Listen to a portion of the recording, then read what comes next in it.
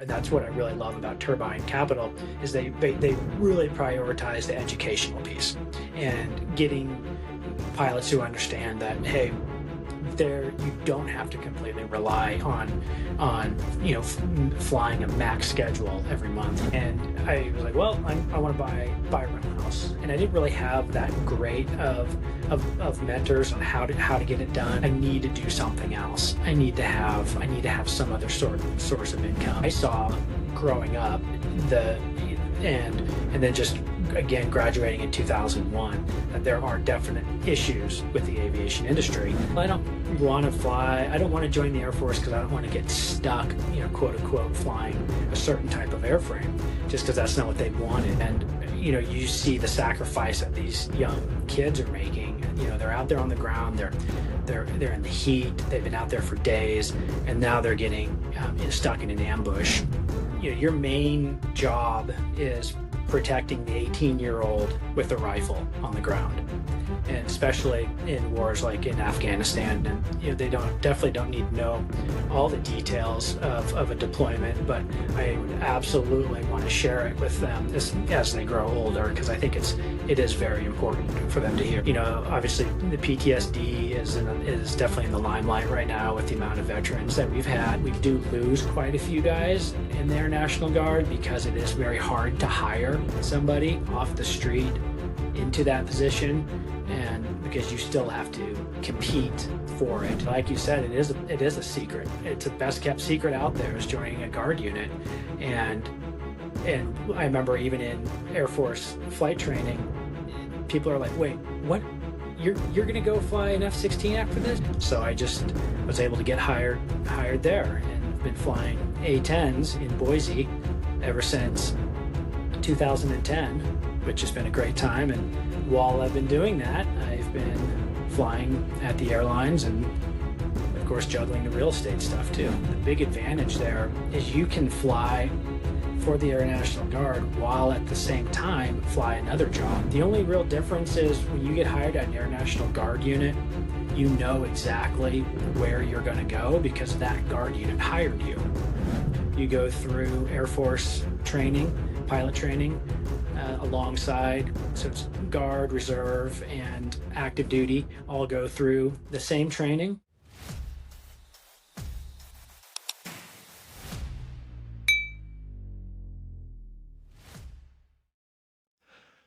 When I say fighter pilot, what pops into your mind? Maybe an image of Tom Cruise as Maverick playing volleyball on the beach with his squadron mates comes into your mind, or those guys jumping into an F-14 Tomcat and then pulling 9Gs. Is that what you see? Well, there might be some truth to the image that Hollywood has created of the men and women who serve our country as fighter pilots. My personal experience with fighter pilots does not exactly match what I've seen on the screen. My guest today is Jon Yost. He is a fighter pilot, and in my opinion, much more than that. He's everything that I think makes a man great and makes for a great fighter pilot. He's also a great husband, father, and a business partner. Jon is confident, competitive, disciplined, highly skilled, decisive, calm under pressure, and focused. And he's also one of the most humble, kind, and giving men I have the privilege of knowing. Jon, it's an honor to have you on the Plane Success Podcast today. Thanks for joining me. Thanks, Alan. Thanks for the kind words. I really appreciate that. Absolutely. You've earned every single one of those, and I'm sure that will show up today. Jon, I need to share one of my favorite mutual experiences, and that's when you were flying an A-10 down to Mesa, Arizona from Idaho, and were kind enough to allow me to bring my kids out onto the ramp and give them the experience of having a really personal guided tour of that amazing airplane. I would love to know what led you to flying the A-10, about your aviation experience, and I guess let's just start there. What's your aviation experience, and how has the experience been of flying the A-10? Yeah, well, I'll tell you, Alan, that was a lot of fun down there in Phoenix, and getting to, that's one of the definite perks is getting to show, kids the airplane. I really enjoy going to air shows, and so showing your kids was a lot of fun for me as well. So yeah, get into the aviation side. I really, it's always been a part of me. I grew up in an aviation family. My dad was a 777 captain, and so growing up around him and all of his friends, I always really wanted to be a pilot. Both of my grandfathers were pilots. One was a World War II fighter pilot. He flew the P-51 and the P-47. My other grandfather, he flew privately just for his for fun. Mostly flew his own aircraft and for his business that he had. And so I always knew I wanted to fly airplanes, and went to college and got all my ratings. Once I finished school, I was kind of up in the air of where I wanted to go with the flying careers. There's so many opportunities out there. You can, as you know, you can fly your own airplanes, fly corporate airlines. And of course, I graduated school in 2001, which definitely limited some aviation jobs, but I was still loving it and plugging along. Did some flight instructing, flew for a regional carrier, and was still really trying to get on with an Air National Guard unit. And so, for those of your listeners who don't understand what the Guard is or haven't heard of it, you you fly the same aircraft mostly that our active duty counterparts will fly. You go through Air Force training, pilot training, alongside. So it's Guard, Reserve, and active duty all go through the same training. It's about 2 years long to finish it all up. The only real difference is when you get hired at an Air National Guard unit, you know exactly where you're going to go because that Guard unit hired you. And you can interview and apply to any state that you want, and to the different airframes that are out there. And it is highly competitive because there's usually one slot per year, sometimes two per squadron. And so it took me a few years of interviewing and going, to the different states and applying.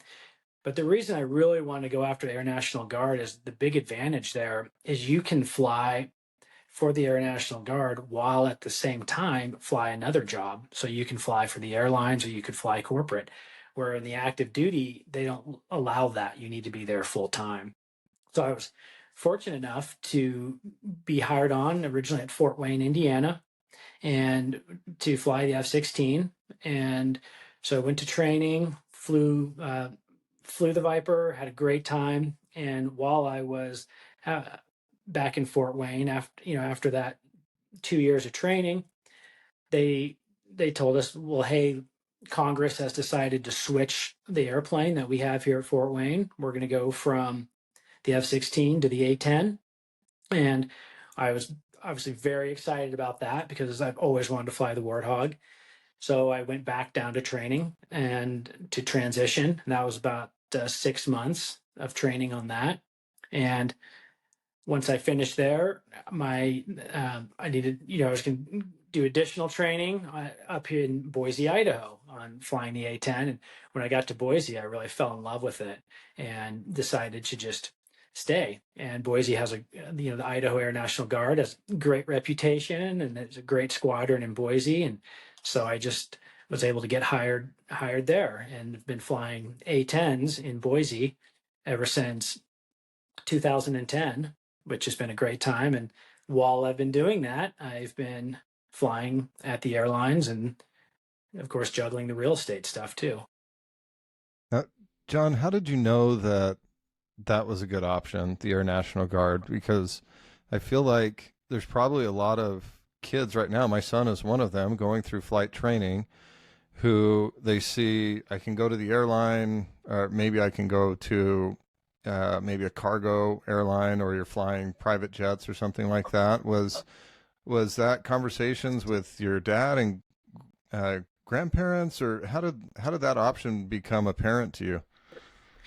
I was fortunate enough to have a family friend who told me about it. It's one of my dad's really good friends. He mentioned it. He flew at the airline with my dad, and he was also in the Air National Guard, and he was in the New Mexico Guard unit, and we went down there and toured it. I was able to talk to the other pilots, and I was just blown away with how amazing that opportunity could be, to where all you have to do is go out to your guard unit, you fly 6 times a month, and then the rest of the time is yours.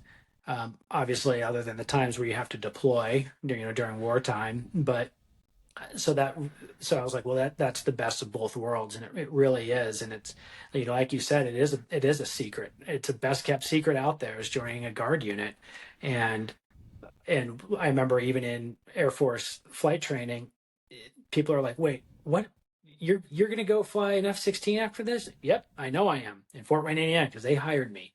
And as Wow. long as you still have to make the cut through every phase. We actually we do lose quite a few guys in the Air National Guard, because it is very hard to hire somebody off the street into that position, and because you still have to compete for it. You can't just go to training and just fudge your way through it. So Yeah, that's probably a really good thing that you still have to qualify for that job, John. yeah, I think we're all happy about that. yeah. Now, were the blinders on about the possibility of being deployed? Did you just get sold on, hey, this is a great option, and then it was a surprise when deployment showed up, or was that all explained to you in the beginning? Were you going in eyes wide open? Definitely eyes wide open, and that was really the main driver behind it. Was, like I said, I graduated college in 2001, and so really, I think our generation, we saw exactly what happened on September 11th. It was, as you probably remember, there was just a huge surge in people joining the military at that point. There's um, so much drive, I would say, for people to want to join the military and join the fight. And of course, that if you were to join, you would deploy. And of course, that was the main driver for me, for sure. When you were making that decision, John, were your grandpas still around? My grandfather, who flew in World War II, was not, and that's very unfortunate, because I would love to have talked more with him about it, because some of my memories that I had with him at an early age about him flying in the war, is he really, he liked to talk about some of the flying, but I could tell there was also, he had a lot of issues still with things that had happened, and he wasn't completely open with all of the stories that I think he could have been. And so you always have to know in the back of your mind, there's definitely a reason for that. Yeah. Do you feel like your experience has been the same? Are there things that maybe you don't share with your kids right now, or with your family at home? And that can just be a yes or no. I don't expect details, but I think everybody who deploys is going to have a different experience, and obviously the PTSD is definitely in the limelight right now with the amount of veterans that we've had. And I like to, one of the charities I work with here in Boise works with those veterans that have some PTSD issues, and really I think just being open, it actually helps a lot of guys. And there's definitely details. My kids are young, 9 and 7, and they definitely don't need to know all the details of a deployment, but I would absolutely want to share it with them as they grow older, because I think it is very important for them to hear. and and I'll just share a personal experience. I can remember, so my grandfather's brother uh, flew in the war. He was in the Pacific Theater and actually went down and spent several days at sea in his survival raft. And I can still remember, I don't remember how old I was, but I was young, probably only 5 or 6 years old. But I remember him telling that story at a family reunion.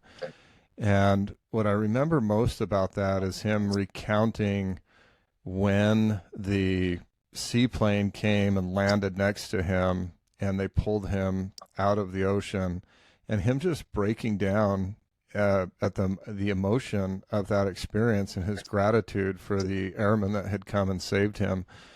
And I can just remember that being a really impactful experience for me, to hear of the sacrifice that this man that I knew, that I had known for a long time, I had no idea that that had been his experience, that was still such a tender emotional thing for him. And it really gave me a real sense of appreciation for the service that he had rendered and the sacrifice that he made. So I love the fact that you have that commitment to share that with your kids, because I think that's important for our children to know how we feel about not just the hard things that we do, maybe as you being deployed. I wasn't in the military, but the difficult business decisions that we make, or the financial decisions that we make, or just the fact that we don't have it all figured out sometimes as dads, and sometimes things hurt us too. So I really appreciate that, Jon. Yeah.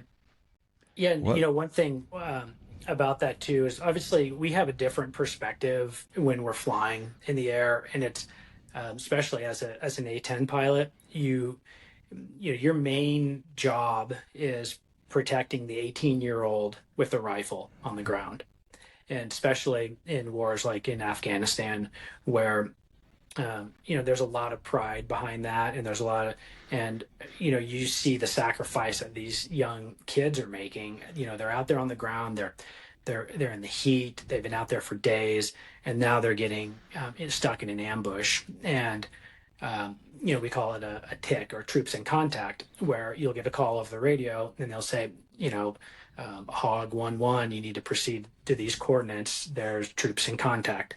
And you get over there as fast as you can. You're usually going to go to the tanker, get some gas, be all ready for it. And when you get over there, it's always, what are we going to see? What's going to be happening here? And you're talking to these, again, that 18-year-old with the rifle, and he's pinned down. He's never been in a firefight. And then to be able to talk to him and be able to, the main objective there is to get the enemy away from him, because he's been in an ambush. He's not expecting that.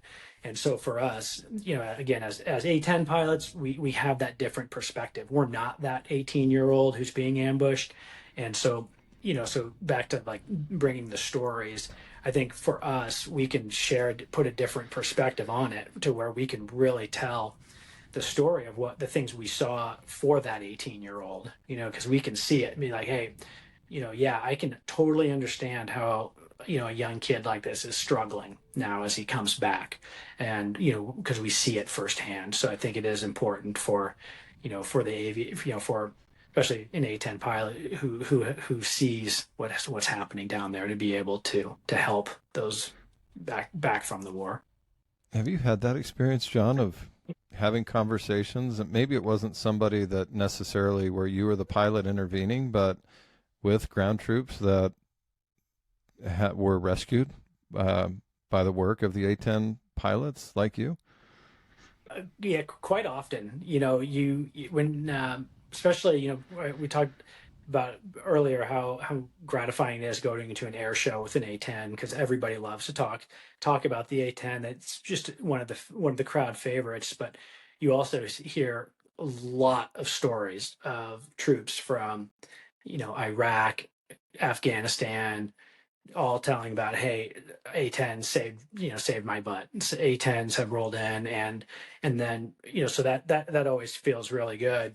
The one time I've actually talked with soldiers on the ground, that after the fact, when on a deployment in Afghanistan, there were guys, they were on a convoy that was broken down. They were on due to an ambush, and so they were and for days we were just overhead cover and trying to protect them from Taliban. I mean, they were airdropping supplies to them, and nobody could get them out of there.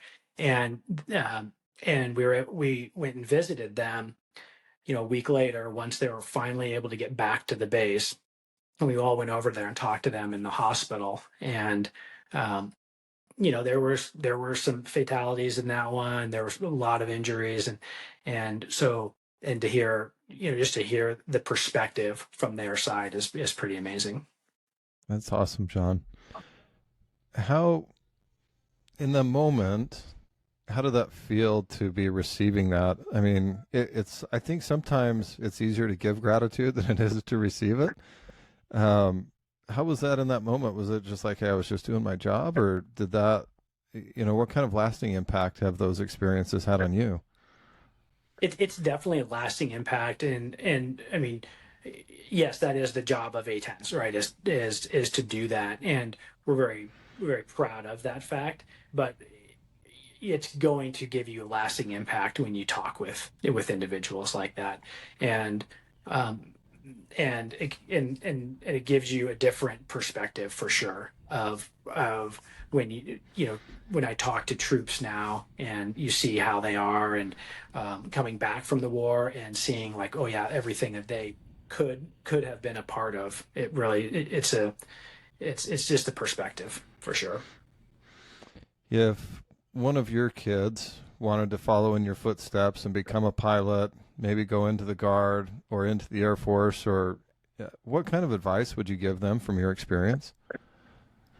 I would absolutely encourage it for sure. And whenever I do talk with you know young adults now who are looking to join the military, is and their parents, if there's, is this a good idea, yes, no, and I think the answer 9 times out of 10 is yes, it is a good idea, especially flying. I would recommend that to 10 out of 10 people. And when people say, well, what airframe is good to fly? And I say, any of them. It really is. I mean, there are so many advantages to, and there's advantages and disadvantages to every type of airframe. And some people will say, well, I don't want to fly. I don't want to join the Air Force because I don't want to get stuck, quote unquote, flying a certain type of airframe just because that's not what they wanted. And I'll tell you, every one of them has some real advantages to it. And, like if you're going to fly a cargo plane, well, those, C-17, well, they get to do some pretty amazing trips. And, they're going to go to Hawaii, go to around the world, go wherever, and they're gonna do some really fun flying. Um, they're gonna go to some really neat places where if you're flying a fighter or an A-10, F-16s, F-15s, and you deploy, the majority of the time that that a fighter squadron is going to deploy, it's going to go somewhere that's not fun. It's going to be in a dumpy place because there's usually something bad happening there. And so you don't get sent on humanitarian missions. You're usually going to get sent somewhere where they need where they need um, fighter aircraft. Yeah. Um, what were there difficulties associated with those deployments where interruption in career, or how was that experience on your family? I don't know at what point in your story you were married and kids came into the picture, but how was the experience for them? Yeah, my first deployment, I was engaged at the time, and to my wife Julia, and so she was able to just kind of see how that was really, and it was obviously hard on us to get through it, but we didn't have kids. She was a professional. She was working all as a PA at the time, and so she was busy, and it didn't seem as rough. A deployment I did well, I had one kid and one on the way.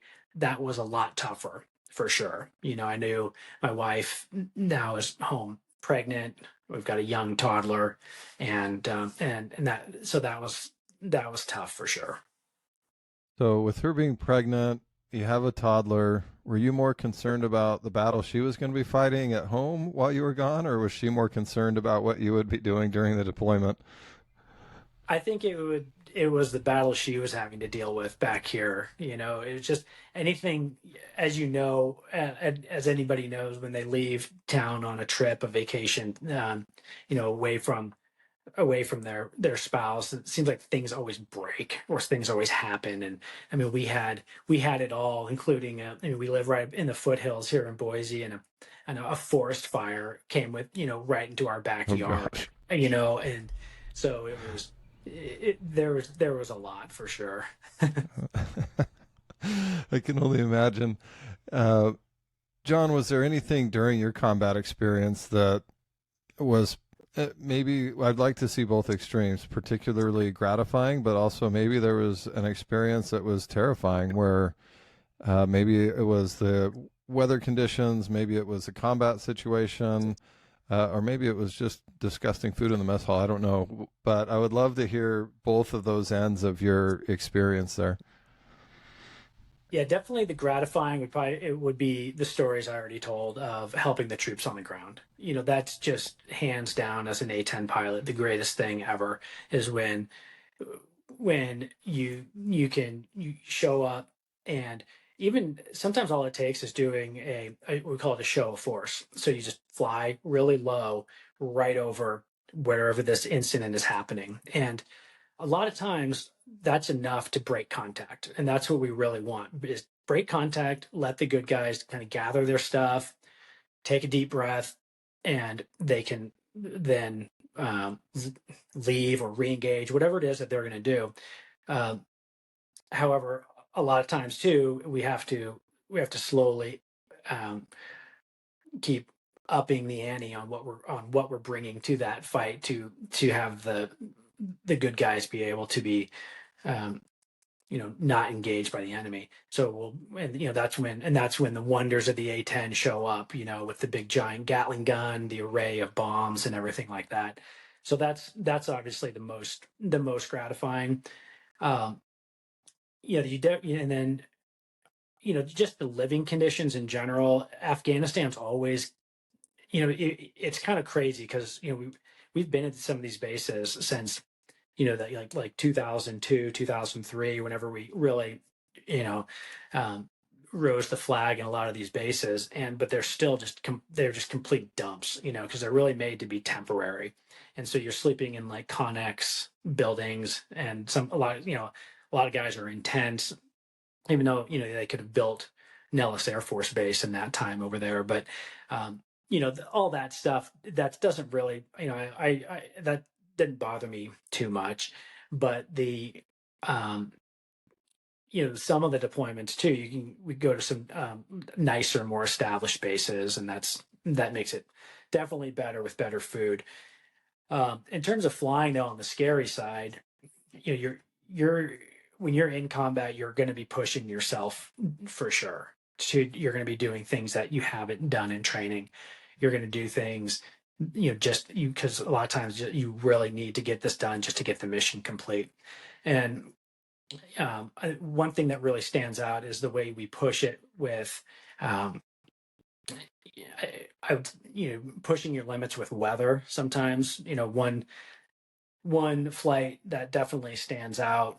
I was leading a two ship of A-10s. It was just a strike mission into Syria, and and it was at night. We had to go to the tanker first, and we were in the weather when there was thunderstorms all over the place, and so we were really struggling just to find the tanker and actually go get gas from him. By the time we did that, we thought we were going to have to divert because we were not able. Like, again, it took so long to get to the tanker. He was having to go around all these storms.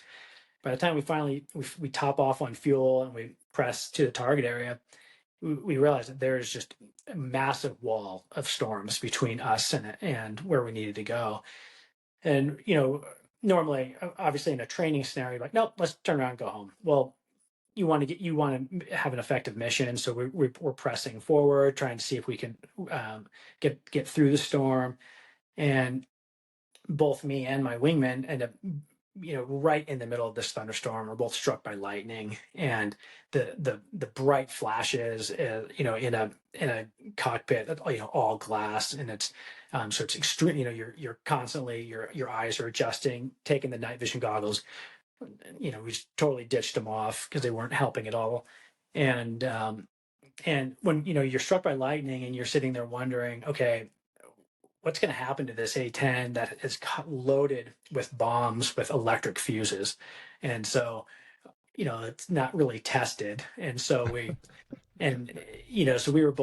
had both had it at that point, and we were like, we got to get out of here. Like this, enough is enough. We both said uncle, and we just had to get out of there. Now, in addition to your flying with the National Guard, you also fly for an airline, and you also do a lot of flying in the backcountry in Idaho and just in your own private plane. What are some of the differences and similarities that you've experienced, and what is your favorite flying? Is it the combat flying in the A-10? Is it just a milk run for the airline, or is it just I get to ditch the rest of society and go to a backcountry strip in Idaho? And I think your smile kind of reveals which one we hit the target on there.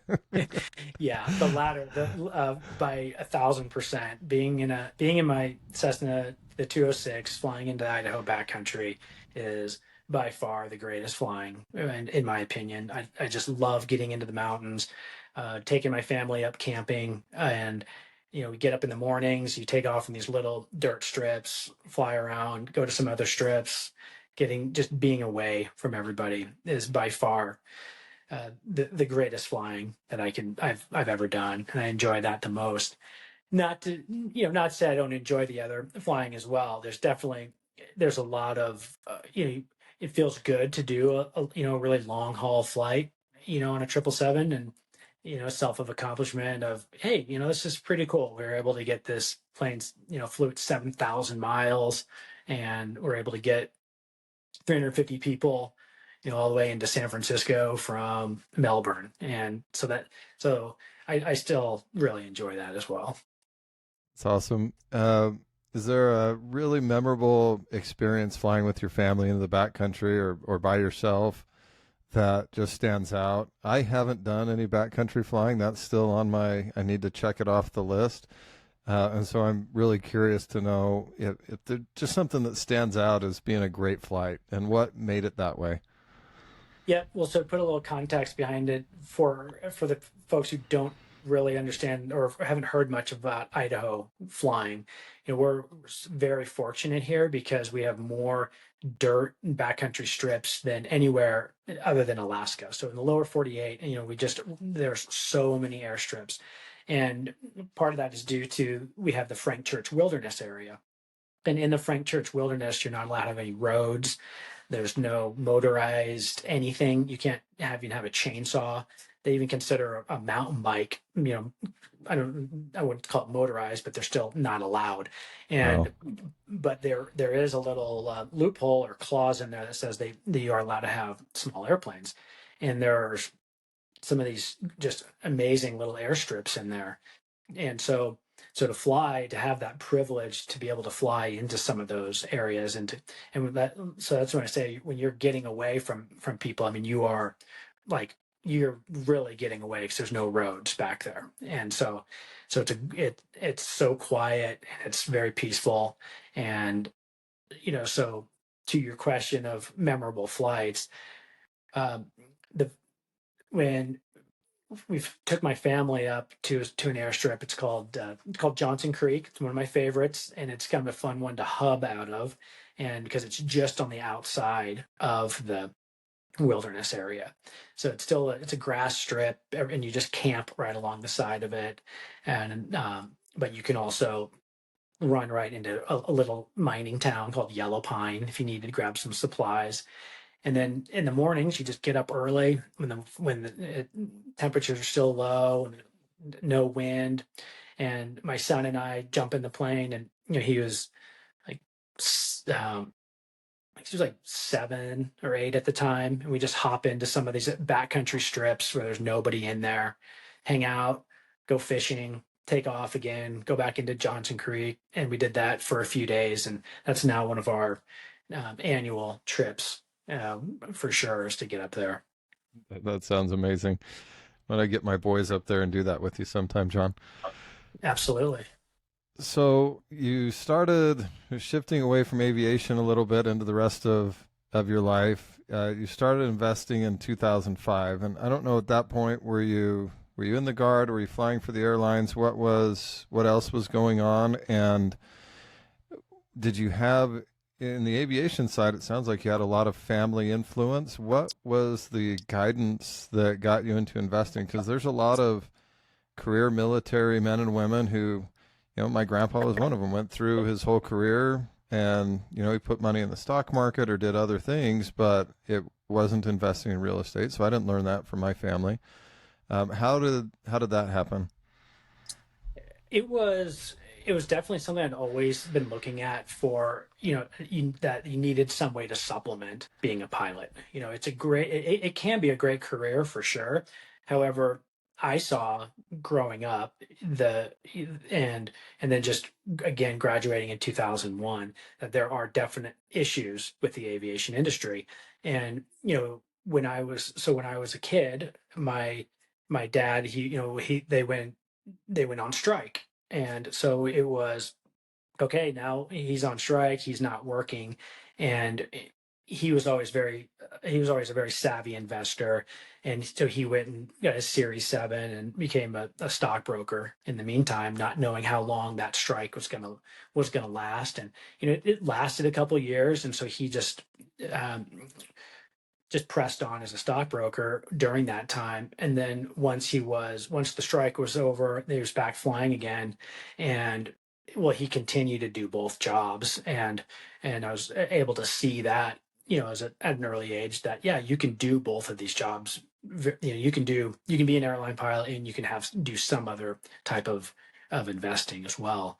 Um, and so when I graduated college, and I saw, okay, I need to do something else. I need to have some other source of income. And I had some friends that I saw from high school and college, and they doing different entrepreneurial things and investing in real estate. And I was like, oh, this is really good. And of course, they guided me with the standard books and the mindset type books, and so that helped for sure with getting me thinking I need to do more than just wait to be furloughed or wait till I have a really a grounding injury to start something new.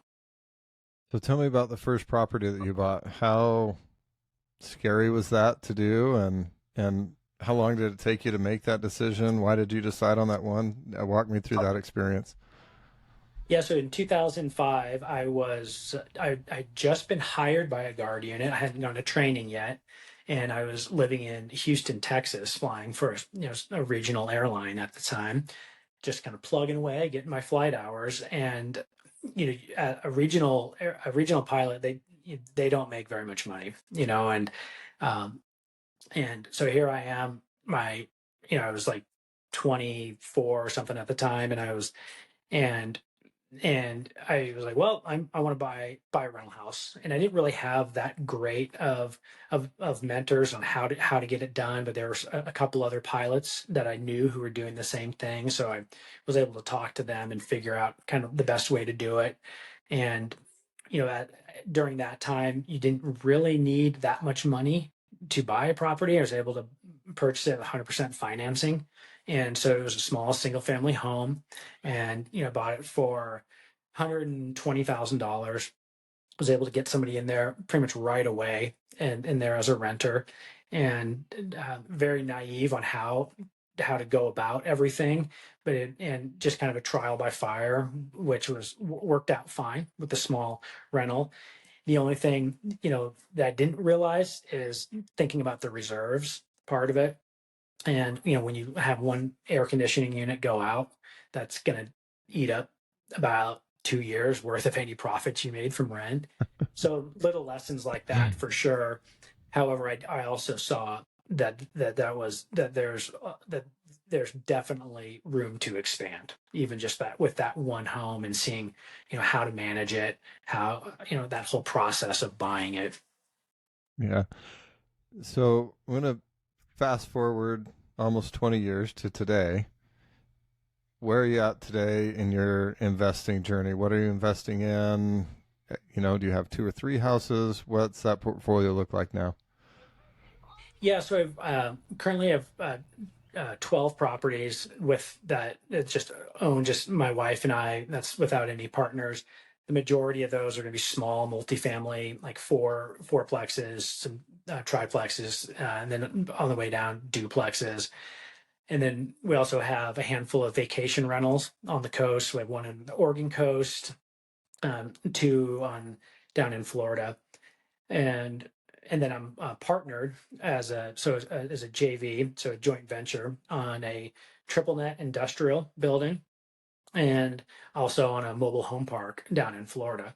And uh, those are great experiences to learn about the asset classes for sure. Um, During that time, I had heard about investing as an LP or as a limited partner, and I was like, "Well, okay, what's this all about? This is intriguing." And so when I found out that okay, yeah, I could invest in real estate without having to deal with the T's, right, the tenants, toilets, termites, and I was like, okay, that's more of my style. Now I can concentrate more on enjoying my days off.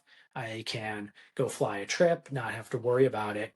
And you invest your money with a very good operator, and he's going to buy multifamily, and I just invest my money and get a decent return. So, I've invested in seven of those deals, and then I also saw when I watching the operators and learning from them that I was like, well, I'd like to maybe be a general partner, so actually be an operator, and so I did that on three different deals. Which I enjoyed. It was a really good experience for sure. But it also taught me that really the best thing is being an LP, to just put that money. I don't, I just didn't see that having being the GP, with the added work that's needed. I was like, well, it's a pretty good deal being an LP and so that's where I'm at in terms of portfolio wise. And I'm in the middle of experiencing my first GP experience, John. So I know exactly what you're talking about with the added amount of work and responsibility that you feel for the capital that's being invested with you. Um, so 19 years ago, buying that first property, could you ever have imagined where you're at today?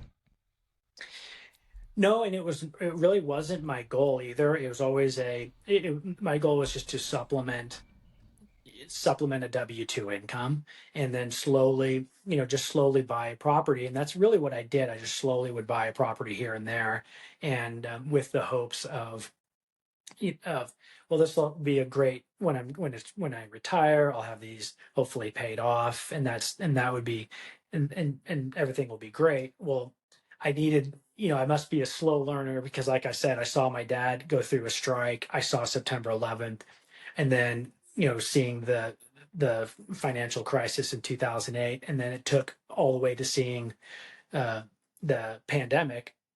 And the airlines were like, hey, we're now making zero money, and we're going to furlough.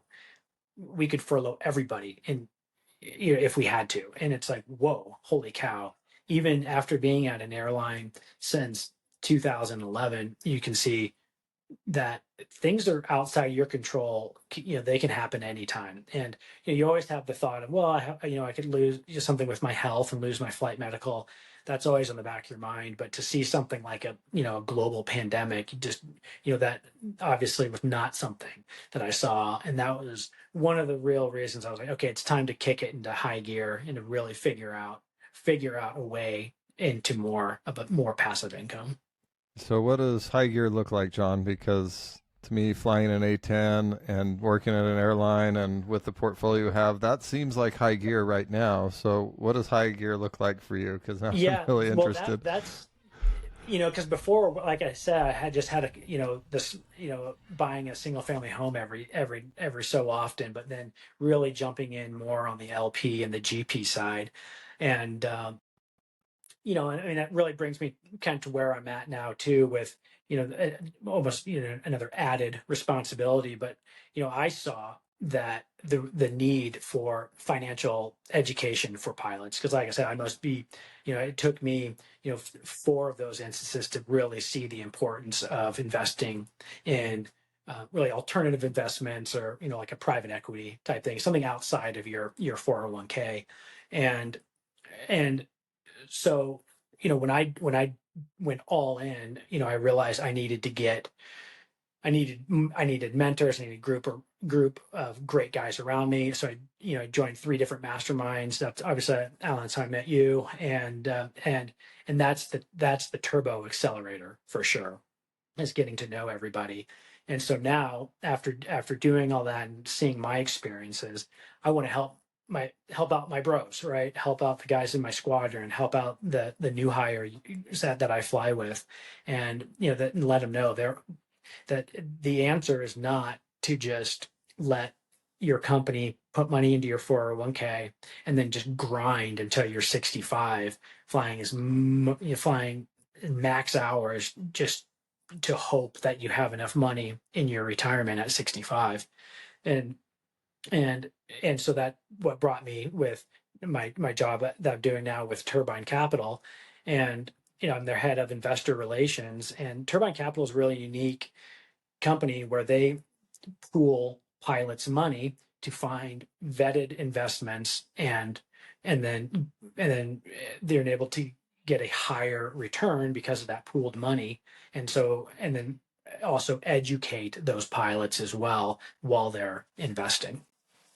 I think, as you're explaining what you're doing now, John, I have this mental image, this through line with you that really hadn't for me connected before, but you were doing the same thing in the A-10. There were young guys on the ground that didn't enjoy the same vantage point, or maybe some of the same assets that you had, to remove them from a potentially dangerous situation. And that's the same thing that you're doing right now, is you're using the experience that you've gained as an investor, as a property owner in many different asset classes, and going into a situation where maybe it's not life or death, but it certainly could be financially, because we don't know what the next thing could be that could disrupt that. Right now, aviation is a great place to go. Man, they're paying a lot of money. They're desperate for pilots. But just like you experienced multiple occasions, that can change really quickly.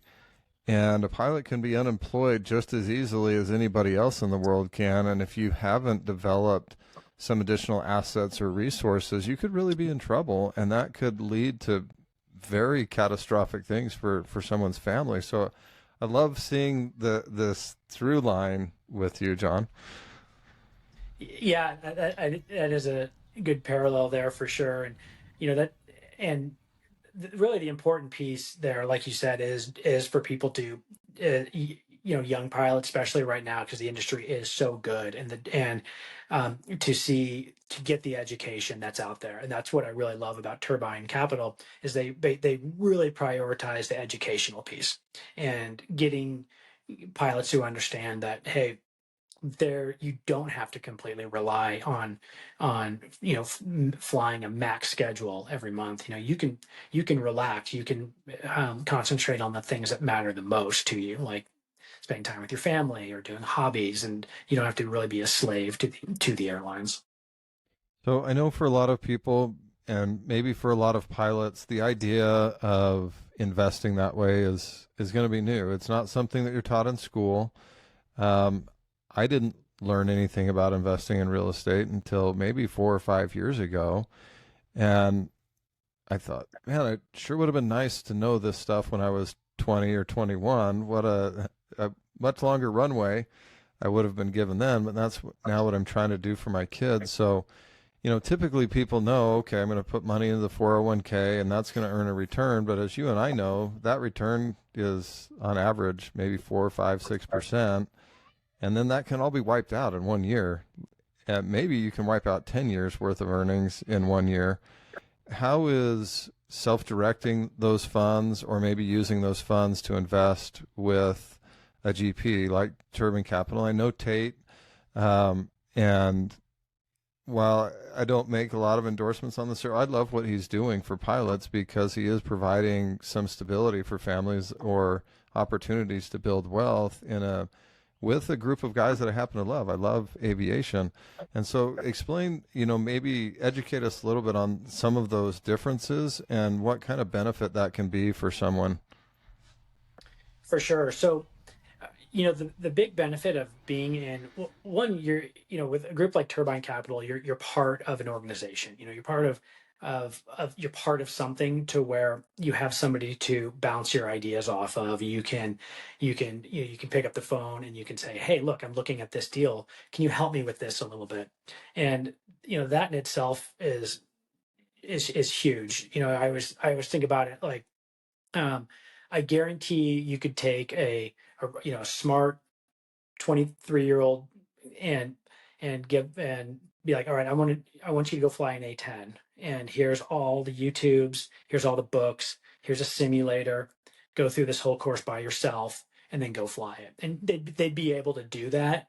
But then compare that person to somebody where you'd say, hey, you're going to go fly an A10 and you're going to go be in a fighter squadron. You're going to be surrounded by complete badass attack pilots who are going to drill you and instruct you. And I mean, it's a no-brainer, right? Who's going to be better at the end of a 6-month period? And if you decide, well, yes, I'd like to invest by myself, and just like I did, and back in the day, and I'm just dabbling by myself, trying to read books and watch YouTube videos, and there's only so much you can have. But if you're part of an organization, whether it's a mastermind or a group like Turbine Capital, to where they really back you up and help you, you'll see you just get on that rocket ship of financial freedom. You really do. I noticed it with just being in masterminds, the different ones that I've been with. Obviously, GoBundance with you, Alan, and you see just that. They call it the proximity effect, or the group think of how everyone's mindset is together, and you push each other and help each other get to where you need to be. So what does the future look like for you, John? You've made kind of a shift in your investment strategy, maybe from doing these on your own. How do you anticipate investing, with a fund or with a group like Turbine Capital, changing your financial trajectory? And what, my son, again, he's 22. If he started investing right now, he gets hired by an airline, he's making $100,000 a year, but he's living off of 40. What could that financial trajectory look like? So those two scenarios where you're not 22, and he is, what does that look like for both of you? Yeah, I think really, for me, seeing again, it's kind of what is really important to you. And for me, I'm realizing it's time freedom. That's the one thing. It's your most valuable asset, right? Is your time, and you realize that every time when I go on a 4-day trip. Well, those are 4 days that I'm not going to get back with my family. And so if I can find ways to bring in more passive income, then that's the time that I can have with them. Well, having, rental properties, yeah, they're great. And and even if they're managed, I would not call that a passive income. You're still working. There's still a lot of stuff you need to do with them. But if I'm putting my time now, my effort now, working with Turbine Capital, helping other folks, and investing alongside them in Turbine, I know that I will just continue to have more of that time freedom. And going back to like your son or somebody, the earlier they can do this, the better. And I mean, it would be very interesting to run the numbers with somebody to say, okay, I'd like for you to put any extra income you have with Alan and the ADUs in San Diego versus putting it into, trying to invest it yourself in the stock market. I mean, I think every scenario you'd look at, it would be, hey, put this money in the ADUs with Alan. And the earlier guys can learn that, definitely the better. Yeah. So, John, I want to wrap things up. My dad always used to say, Alan, remember the little things. So as you're looking back on your experience in aviation, your experience in investing, What are some of the little things that you think people should remember that can make a big difference in their lives? Yeah, I agree with that completely, and I'm a huge fan of that book Atomic Habits, and just get doing the small things add up big time. And when you notice it when you're flying, and if you get into those habits every time that you're going to the night before, you're going to check the weather, you're going to do some very diligent planning, you're going to let's say you're in your Cessna, or you're going to call the FBO. You're going to do a lot of route study, look at the maps, do all the stuff you should do, just getting into that good habit. And you're going to be a way better aviator than the guy who just shows up and jumps in this plane. And if you're doing that on with your finances, and you have those habits, those good financial habits of planning, and you say, okay, I want to read a book a month. I want to go to a local real estate meetup once a month, and you stay with that and you stay with those habits. You'll be just blown away at how well you can do. That's awesome, John. If people want to get in touch with you or Turbine Capital, how do they do that? Let's give you some time to drop your information so we can connect you with other pilots and other people who are interested in following in your footsteps. Yep, for sure. I'll get you all that stuff. But an email, John at turbinecap.com, and that's Jon for John at turbinecap.com. Great way. Shoot me an email, and even if you just want to chat about where you're at in your flying career, I love talking with pilots. Obviously, it's like what pilots do. We love to just sit and shoot the watch, like they say, and tell us flying stories. Absolutely. John, it's been fun to shoot the watch with you today. Thank you for being on the Plane Success podcast and sharing some of the little things that have helped to make you a successful aviator, investor, husband, and father. I appreciate you. Thanks a lot, Alan. Appreciate it. Jon Yost has used his skill and training as a fighter pilot to be a hero for people stuck in a difficult situation. Like John, the pilots of Angel Flight West use their skill, their ability, and their aircraft to save people who are in a difficult circumstance. Angel Flight West provides free flights for people in need of non-emergency medical care far from home. If you or someone that you love is in that situation that you are trying to figure out, how are we going to do this? How are we going to travel that far for that long to get the care that we need? Our pilots at Angel Flight West want to help. Please look us up, www.angelflightwest.org.